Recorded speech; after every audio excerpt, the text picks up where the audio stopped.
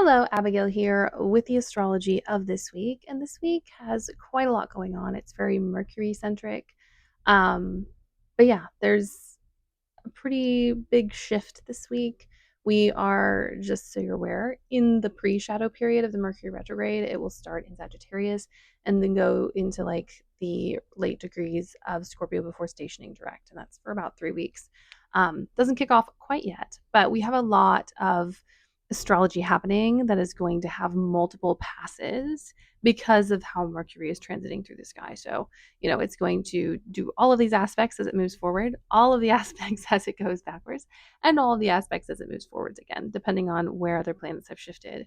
So just know that we're in kind of a call and response, do something and take it back kind of vibe right now. We've already had our first Mars Mercury conjunction the week, not the week prior, but the week before. Um, that was really confusing. We had around the new moon in Libra.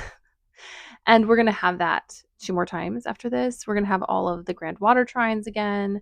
We're going to have the Uranus oppositions are going to start happening with planets. So just know that this is kind of the start of a lot of back and forth. If you start to feel like things are slowing down or things aren't quite working, this is the energy of a Mercury retrograde. And if something does get stalled, the most important thing to remember is like, don't give up hope. We just have a story to exist through and to move through. And it's not quite ready to launch into the future. So, starting off, we have Mars trine Jupiter. The Mars is in Scorpio and Jupiter is in Cancer. And this is a moment to really connect with what you want and need and your hopes and your dreams. Jupiter expands and is a lot about luck and mobility. It rules immigrants, for instance. So this is about this optimism and how to make things like expand and how to make something larger than life. And then Mars is the feelings and the thoughts and the desire and the raw emotion that either comes from that desire or creates that desire. And so this is a week to really get honest. This entire Mercury retrograde, pre shadow, retrograde, post shadow, is all about authenticity and honesty. And also because we're dealing with Sagittarius as well, it is about doing things that are aligned with you specifically outside of the context of what society wants you to do, outside the context of the pressures and weights that put on you, because it's also in Scorpio, we cannot escape the system. But this is an opportunity to dream of a world where things are different and to start acting and moving and trying to shift things inch by inch in our own lives so that, you know, all of us get the life we deserve. So this is a really beautiful time to get honest with your needs. It's also a time, because trines can be a little over the top, to ask yourself how long you can maintain something. Because with Mars trine Jupiter, there might be a belief that you can do more than you can, especially through something like brute force or just raw activation, and that is not true, especially with Jupiter and Cancer. So just be careful of your edges at this time. Dream dreams, but don't like force anything that isn't isn't authentic to you, or for something that is going to burn you out down the line, especially with Jupiter and Cancer when it comes to others. If you are starting relationships, if you are re-engaging in something that involves other people, making sure that you show up honest about your capacity, honest about what you can and cannot do. The one thing that trines can do is have us out here making lots of promises. Lots of promises that we will do things that Mercury retrograde is going to challenge, that kind of raw, unhinged emotion and feeling that is like, I will fight till the bitter end. Do you want to fight till the bitter end? And I'm not talking about social stuff. I'm talking about maybe a relationship. I'm talking about maybe a job. Maybe just a situation where you're not really getting your needs met. That's kind of the positive way you can harness this, is to be like, that isn't aligned with me anymore, but recognizing that something that is in alignment also needs boundaries. And that would make a lot of sense because we're also moving into Mars trine Saturn. Because the minute a planet hits that trine aspect with one, because they are all at similar degrees, we go immediately into a trine with another. And so that trine with Saturn is actually a godsend because it is going to temper that extreme Jupiterian optimism, which is essential and needed in this world. But when it comes to capacity and surviving capitalism, sometimes pushes us beyond our limits in a way that isn't healthy. And so Saturn is going to come in with a trine, reminding us of what healthy boundaries look like, reminding us of all of the work we've been doing throughout this entire almost 2.5 year cycle with Saturn. Because Saturn's in its final moments in Pisces. It will not be back here for another 28 years. And it will move through the signs. And we'll be back here. If we're all still here in 28 years, we will be back here learning some interesting lessons that may or may not have been taken to heart this time. So this week is kind of a unique opportunity to engage in both optimism and belief, also understanding the limitations that we are working within and the systems that we are fighting against. And Mars and Saturn are the malefics. So just know when they get together, some stuff can be rough. Be careful doing basic day-to-day stuff. I don't like to fearmonger, but like, don't do anything stupid during this time if you can help it. Don't take a turn when you don't know if you have enough time at a light. Don't pop off on a stranger. This might be the one who pops right back, and not in a way that makes any sense. Just be aware. So then also we have, Mercury goes into its trine with Neptune on Wednesday as well. I'm also questioning my notes now. I'm sorry. So, no, we've already had this. I am so scattered. I have some life updates that I'll be making soon, and bear with me if I seem a bit all over the place because I am dealing with a lot emotionally. Anyways, I'll just say this. Astrology is very literal in my chart. Not everyone gets literal examples of astrology. Sometimes there are charts who have more flexible interpretations. Mine is very one-to-one. If Saturn is being aspected, you better bet your bottom dollar we are dealing with health problems. My Saturn's in the sixth. Anyways, so we have, now that I've checked my notes, recouping, we have Mercury trine Neptune. This is actually a really nice lightening of this kind of Mars, Jupiter, Mars, Saturn grand trine. This is going to give us a bit of relief if you can do something artistic, if you can engage in poetry or music or any type of communication that isn't technical or analytical or required to have its feet grounded. Find a way to express yourself in a way that is wordless or has nuance and beauty. This is also a time, like I said, where we can have really practical dreams around our capacity.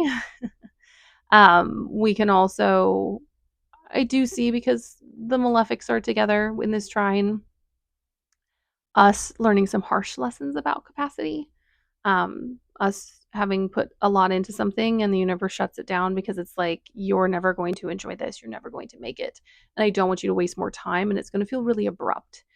This Mercury trine Neptune is going to give us a language for our grief. It is going to give us a language for disappointment. It's also going to give us a language to really connect to things spiritually and to believe in stuff that may not seem possible in this moment, but is possible in the context of what your ancestors and spirit guides and whoever you work with dreams and desires for you specifically. And then right after that, we have Mercury going into Sagittarius. And that is the kind of flip to the page. I find that to be kind of the Jupiter Scorpio threshold is kind of a shock to me. I find that like Virgo and Libra to me is kind of a slow creeping vibe, unless Venus or Mercury's in a really funky place. But when you hit that threshold for Mars and Mars and Sagittarius, it's like, oh, we're in a new sign, and it's not ruled by a malefic anymore. It's pretty much all of the fall and winter months are like shock, shock, shock, shock, and then things I find are a little gentler as a transition in the summer. Like the transition between Gemini season and Cancer season is very different, but it is a kind of like to go from lots of thoughts to lots of feelings, which for me is a very fluid experience, but to go from lots of angst and passion and craving into insatiable desire for not the internal things, but the external things is a shock.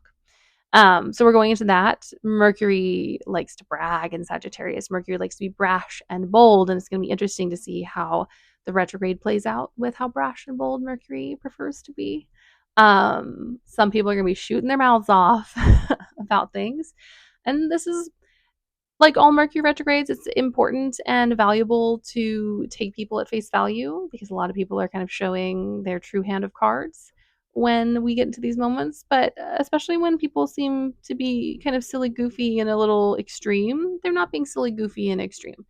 They're promising you something they can deliver on.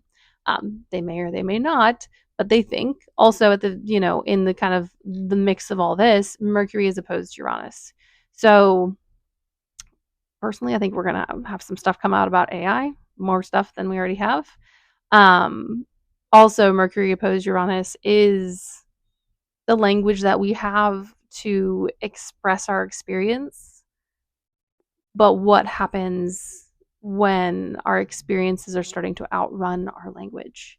And so, a lot of us, I think, are going to have a bit of an overwhelming Wednesday for many reasons, but one of them is going to be in the afternoon. We get hit with the Mars trine Saturn, Mercury trine Neptune, and then this Mercury opposition to Uranus, and it's going to be put your money where your mouth is. There's also going to be a desire for some people to either really clamp down on their possessions and lock down their finances, or it really depends on your chart, the other direction of investing in something that is not going to work, of investing in something that's not ready yet, especially with Uranus heading back towards Taurus and out of Gemini. Um, it's very, if you're going to say wild things, you need to back it up.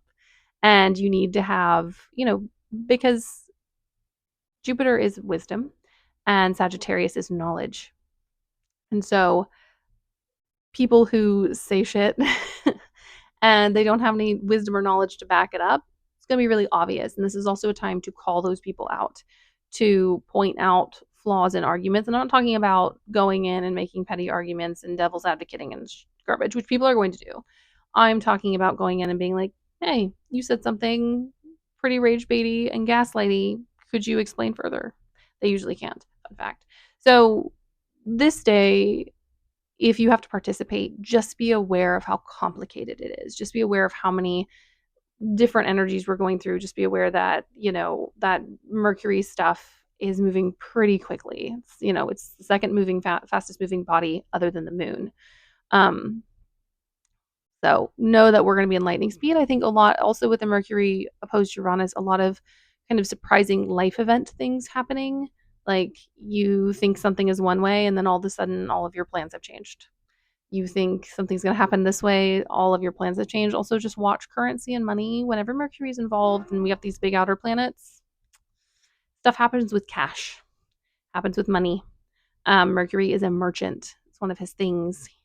And then we go to Sunday. So we do have a few days to kind of sit in the chaos and be like, shit, that happened.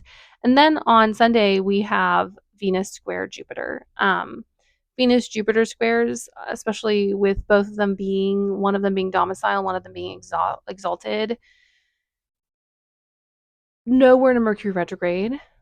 Do not invite people back into your life who are not good for you. If you know that something is over, let it be over. If you hoped that something, a job, an opportunity, a situation would turn out differently, the hope that you feel today is not the thing. Do the thing that you have to do for you. Do not predicate your actions based on kind of a belief that people are going to behave other than they already are. Some people will, and that's a beautiful, lovely surprise. With Jupiter square Venus, there can be a dissonance in our feelings, a confusion around what is actually good for us, conflict between keeping the peace, very Libra, and care.